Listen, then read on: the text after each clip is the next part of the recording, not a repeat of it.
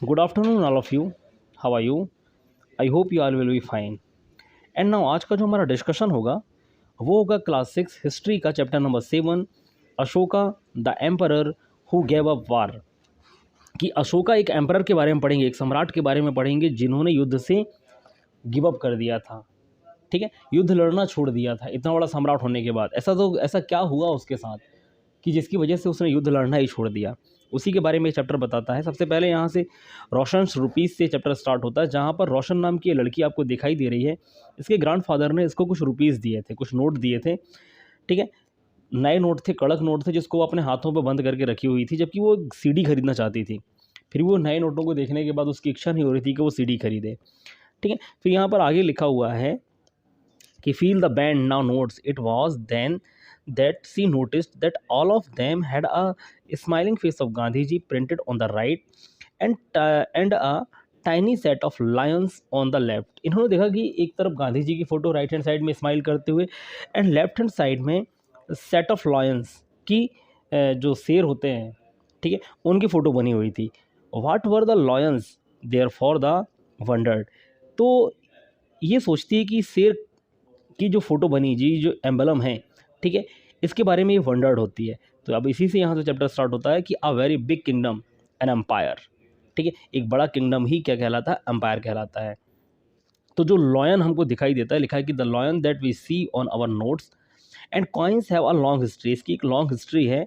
They were carved in stone and placed on top of a massive stone pillar at Sarnath. की stone से बनाया गया, curve किया गया, पत्थरों की नक्काशी की गई। देन इसको सारनाथ में क्या किया गया? पिलर पर इसको सेट किया गया। About which you read in chapter 6, जिसके बारे में चैप्टर 6 में आपने पढ़ा होगा। Ashoka was one of the greatest ruler known to history and on his instruction inscription were inscribed on pillars as well as on rocks surface. Before we find out what was written in these inscription, let us see why his kingdom was called empire।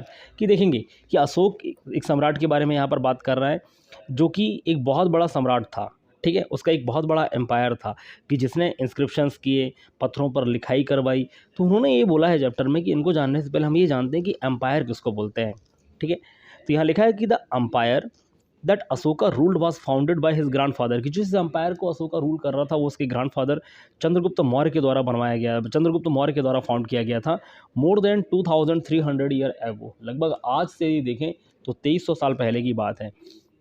Chandragupta was supported by a vice man named Chanakya और कौटिल्य। कि इसको जो vice करता था, इसका एक prime minister था चंद्रगुप्त मौर्य का, जिसको आप जानते होंगे चाणक्य या कौटिल्य के नाम से जाना जाता है, जिन्होंने अर्थशास्त्र नामक बुक लिखी थी। Many of Chanakya ideas were written down in a book called the Arthashastra. की बहुत सारे आइडियाज़ इनके अर्थशास्त्र पर लिखे गए हैं। ठीक है, अब हम आते हैं डायनेस्टी की तरफ। कि डायनेस्टी किसको कहा जाता है? तो डायनेस्टी देखिए, when member of the same family become rulers one after another. कि जब एक ही फैमिली के मेंबर्स रूलर बनते हैं, एक के बाद एक के बाद एक। ठीक है, तो in the family is often called dynasty. तो ऐसी फैमिली को डायनेस्टी कहा जाता है। The Mauryas were a dynasty with 3 important rulers. की अब मौर्य डायनेस्टी की बात करें तो 3 इंपॉर्टेंट रूलर थे। पहला थे चंद्रगुप्त मौर्य, फिर उनके लड़के बिंदुसार, और बिंदुसार के जो लड़के थे उनका नाम था अशोक, जो सम्राट अशोक के नाम से जाने जाते हैं।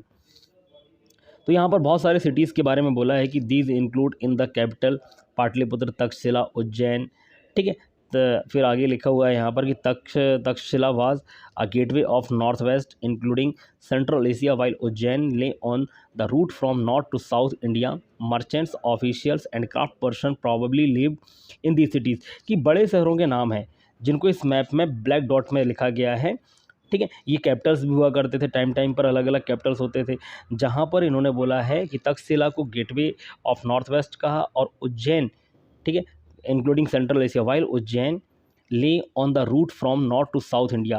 और उज्जैन से नॉर्थ से साउथ इंडिया की तरफ जाने के लिए रूट्स बनते थे, इसलिए जो मर्चेंट्स थे, ऑफिशियल थे, क्राफ्ट पर्सन थे, वो इन सिटियों पर रहते थे। यहाँ पर जो ब्लैक डॉट में बने हुए हैं ये इन्हीं सिटीज़ के नाम है। देखेंगे आप तक्षशिला यहाँ पर आपको दिख रहा होगा ब्लैक डॉट में, तक्षशिला के बाद उज्जैन आपको दिख रहा है। ठीक है, पाटलिपुत्र आपको दिख रहा है। तो ये कैपिटल सिटी थे मौर्य एम्पायर के। In other areas there were villages of farmers and herders. In some areas such as central India there were forests where people gathered forest produce and hunted animal for food. People in different part of the empire spoke different language. कि ये इसके अलावा और भी parts थे, गाँव के parts थे, जंगलों के पार्ट्स थे, जंगलों में रहने, जंगलों के आसपास रहने वाले लोग वहीं से अपना भोजन, एनिमल्स वगैरह जो भी हंटेड करते थे, ठीक है, ये उनका काम था। और जो अलग अलग पार्ट में रहने वाले वो लोग अलग अलग तरीके से लैंग्वेज का यूज़ करते थे बोलने के लिए। They probably ate different kinds of foods, अलग अलग तरीके से खाना खाते थे, and wore different kinds of cloth as well, और अलग अलग तरीके से कपड़े पहनते थे। अब यहाँ पर एक क्वेश्चन है कि how are empires different from kingdoms, कि एम्पायर को किंगडम से डिफरेंट क्यों माना गया है, डिफरेंट अलग क्यों माना गया है। तो यहाँ पर है emperors need more resources than kings become empire are larger than kingdoms and need to be protected by big armies, कि जो एम्परर्स होते थे इनको ज़्यादा रिसोर्सेज की ज़रूरत होती थी क्योंकि एक राजा से एक बड़े पार्ट को लीड करते थे, ठीक है। यहाँ लिखा है कि than kings because empire are larger than kingdoms, की जो एम्पायर्स होते थे, जो साम्राज्य होता था, ठीक है, वो किंगडम यानी राज्य से बहुत बड़ा होता था, कई छोटे छोटे राज्य मिलकर एक एम्पायर बनता था, इसीलिए कि and need to be protect by big armies, इसीलिए जो एम्परर्स होते थे उनको बड़ी आर्मी की ज़रूरत पड़ती थी। Now so also they need a larger number of officials who collected tax, और लार्ज नंबर ऑफ ऑफिशियल्स की ज़रूरत पड़ती थी टैक्स कलेक्ट करने के लिए इनको, ठीक है। रूलिंग द एम्पायर, अब देखिए एम्पायर के अंदर रूलिंग कैसे होता था, शासन कैसे किया जाता था।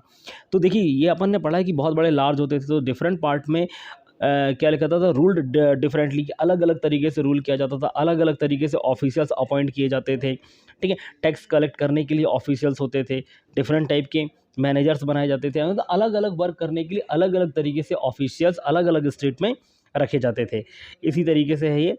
आगे यहाँ पर ट्रिब्यूट लिखा है, ट्रिब्यूट को हम नजराना बोलते हैं, ठीक है।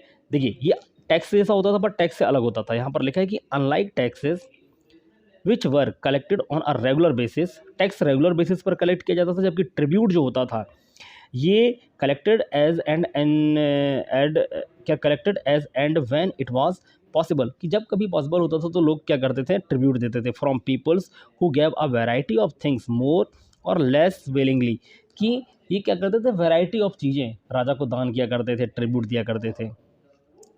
चलिए जैसे यहाँ पर लिखा है कि there were also the forest region people living in these areas were more और लेस इंडिपेंडेंट, कि ये ज़्यादातर इंडिपेंडेंट्स होते थे ये लोग, but may have been expected provide elephants timber honey and waste to Mauryan officials, कि मौर्यन ऑफिशियल्स को टाइम टाइम पर एलिफेंट प्रोवाइड कराते थे, टिम्बर्स यानी लकड़ियाँ जो यूज़ के लिए होती हैं वो प्रोवाइड कराते थे, हनी प्रोवाइड कराते थे, वैक्स प्रोवाइड कराते थे, ठीक है। चलिए the emperor and the capital city, तो यहाँ पर मैगस्थनीज नाम के एक राइटर की कहानी है जो कि एम्बेसडर हुआ करते थे चंद्रगुप्त मौर्य के शासनकाल पर, तो इन्होंने उस शासनकाल के बारे में लिखा हुआ है कुछ। तो यहाँ पर कहानी है, ठीक है, कि इन्होंने क्या लिखा हुआ है, तो अलग अलग तरीके से लिखा है कि the occasion on which the emperor appears in public are celebrate with grand royal procession, he is carried in a golden palanquin, his guard ride elephants decorated, मतलब एक कहानी है कि सिर्फ मौर्यन एम्पायर की भव्यता के बारे में इन्होंने लिखा हुआ है, ठीक है। चलिए नीचे आते हैं, अशोका अ यूनिक रूलर। अब अशोक के बारे में जिस चैप्टर जो हमारे लिए इंपॉर्टेंट है वो ये है कि the most famous Mauryan ruler was Ashoka, की ये सबसे फेमस रूलर थे। He was the first ruler who try to take his message to the people through inscription, की पहले ऐसे रूलर थे जिन्होंने इंस्क्रिप्शन के थ्रू अपने पीपल्स को मैसेज देने का काम किया। इंस्क्रिप्शन का मतलब होता है जब पत्थरों की खुदाई करके जब उस पर कुछ लिखा जाता है तो उसको इंस्क्रिप्शन कहा जाता है। Most of Ashoka's inscription were in Prakrit and were written in the Brahmi script, कि बहुत सारे जो इनके इंस्क्रिप्शन थे वो प्राकृतिक लैंग्वेज में लिखे थे, ठीक है, जो कि ब्राह्मी स्क्रिप्ट के साथ थी। एंड नाउ अशोकास वार इन कलिंग, अब कलिंग के वार, जिस वार के बाद अशोका ने वार से गिव अप कर लिया था, तो लिखा है Kalinga is the ancient name of coastal Odisha's, ठीक है, उड़ीसा का ही पुराना नाम कलिंग था। Ashoka fought a war to conquer Kalinga, इन्होंने एक वार किया जिससे कलिंग को जीत लिया। However he was so horrified when he saw the violence and bloodshed that he decided not to fight any more wars, जब उसने देखा चारों तरफ खून ही खून, लाखों लोग मारे गए, लाखों लोग घायल हुए, ठीक है, तो इनका जो हृदय था वो परिवर्तित हो गया, ठीक है, युद्ध से इनका मन उठ गया और इन्होंने बोला कि अब मैं कोई भी युद्ध नहीं लड़ूंगा। He is the only king in the history of the world who gave up conquest after winning a war, ये पहले राजा थे कि इन्होंने युद्ध जीतने के बाद भी गिव अप कर दिया, ठीक है, और जीता हुआ राज्य वापस कर दिया। अशोकास इंस्क्रिप्शन डिस्क्राइबिंग द कलिंग वार, ठीक है, कि कलिंग वार में इनके इंस्क्रिप्शन को डिस्क्राइब किया गया कि लाखों लोग मारे गए, लाखों लोग घायल हुए, उसके बाद इनका हृदय परिवर्तित हुआ। फिर बाद में जो चीज़ यहाँ पर आपको समझने के लिए है वो ये है कि that is why I am sad, कि ये अशोका कहते हैं, and have decide to observe dhamma. Dhamma का मतलब यहाँ धर्म से है, ठीक है, कि वो आप धर्म के रास्ते पर चलेंगे, and to teach other about as well, और लोगों को भी इसके बारे में टीच करेंगे, सिखाएंगे। I believe that winning people over through dhamma is much better than conquering them through forces, कि उन्होंने बोला कि धर्म में जीतने वाला व्यक्ति, लोगों को जीतने वाला व्यक्ति जो है वो ज़्यादा महान होता है रादर देन अपनी फोर्स के थ्रू यदि हम किसी को जीतते हैं। I am inscribing this message for the future so that my son and my grandson after me should not think about war। तो ये बोला कि मैं इन चीज़ों को इंस्क्रिप्शन कराना चाहता हूँ ताकि जब मेरे लड़के हों, ठीक है, मेरे पोते हों, इन इंस्क्रिप्शन को देखें और वो आने वाले समय में कोई युद्ध ना करें। चलिए आगे आते हैं। यहाँ पर लिखा है कि व्हाट वाज अशोकास धम्म। अब धम्म है क्या? बेसिकली यहाँ लिखा है कि Ashoka's dhamma did not involve worship of god or performance of a sacrifice. He felt that just as a father tries to teach his children, he had a duty to instruct his subjects. He was also inspired by the teaching of Buddha। तो इन्होंने बोला कि धम्म, ठीक है, किसी तरीके से कोई पूजा पाठ नहीं है। धम्म या धर्म सिर्फ वो है जो एक फादर अपने बच्चे के साथ करता है, अपने बच्चे को सही रास्ते पर चलना सिखाता है। तो प्रजा, मेरे यहाँ की प्रजा ही मेरे बच्चे हैं बोले, और मैं अपनी प्रजा को सही रास्ते पर चलना सिखाऊंगा। बेसिकली ये बुद्ध की टीचिंग से काफ़ी ज़्यादा प्रभावित थे। There were a number of problems that trouble him, लेकिन इसके साथ नंबर ऑफ प्रॉब्लम्स भी बढ़ी इनके साथ। People in the empire follow different religion, कि इनके एम्पायर में जो पीपल्स थे वो डिफरेंट रिलीजन के मानने वाले लोग थे। And this sometime led to conflict, और इसकी वजह से कभी कभी कॉन्फ्लिक्ट भी होता था, विवाद होते थे। एनिमल वर सेक्रीफाइस, कि एनिमल को सेक्रीफाइस किया जाता था, बलि दी जाती थी। Slaves and servants were ill treated, और जो नौकर होते थे, जो दास होते थे, उनके साथ बुरा बर्ताव किया जाता था। Besides there were quarrels in families and amongst neighbours, की फैमिलीज में लड़ाइयाँ होती थी, नाइबर्स में लड़ाइयाँ होती थी। Ashoka felt it was his duty to solve these problems, Ashoka को लगा कि इस प्रॉब्लम को सॉल्व करना उनका काम है। So he appointed officials known as Dhamma Mahatta who went from place to place teaching people about Dhamm. Beside, Ashoka got his message inscribed on rock and pillars, instructing his officials to read his message to those who could not read it themselves। तो इन्होंने कुछ officials appoint किए जिसको धम्म महात्मा कहा गया, धम्म महामाता कहा गया, जो अलग अलग जगह जाकर, ठीक है, इन धर्मों का प्रचार करते थे। उन ऑफिसर्स को ये बताया गया कि आप जो भी इंस्क्रिप्शन है उनको लोगों को पढ़कर सुनाएं ताकि वो लोग भी सुन सकें जो पढ़ नहीं सकते। आगे जब हम इसमें आते हैं तो लिखा है कि Ashoka also sent messengers to spread ideas about dhamma to other lands like Syria, Egypt, Greek and Sri Lanka. अलग अलग जगह पर इन्होंने अपने प्रचारक भेजे जो वहाँ जाकर धर्म का प्रचार कर सकें। फिर Ashoka message to his subject, कि अपने सब्जेक्ट को क्या मैसेज दिया इन्होंने, तो यही मैसेज दिया कि सभी लोग मिलजुल कर रहें, ठीक है, किसी से कोई लड़ाई झगड़ा ना करे, किसी को कोई मतलब किसी एनिमल को सेक्रीफाइस ना करे, सभी रिलीजन का बराबर से सम्मान करे, ठीक है। तो ये इसके बाद एल्सवेयर आ जाता है कि जहाँ पर हम somewhat before the time of modern empire about 2400 year ago emperors in China began building the great wall।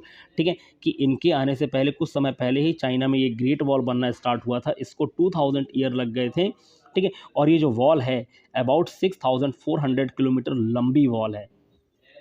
तो इस तरीके से अशोक सम्राट की बारी की कहानी थी कि उन्होंने किस तरीके से अपने धर्म का प्रचार किया, ठीक है, धम्म जो नाम यहाँ पर लिखा गया उनका प्रचार किया, किस तरीके से लोगों को उन्होंने शिक्षा दी, ठीक है। तो इस तरीके से चैप्टर यहाँ पर क्लोज हुआ है, तो चैप्टर कंप्लीट होता है। Thank you so much and thanks for watching this video.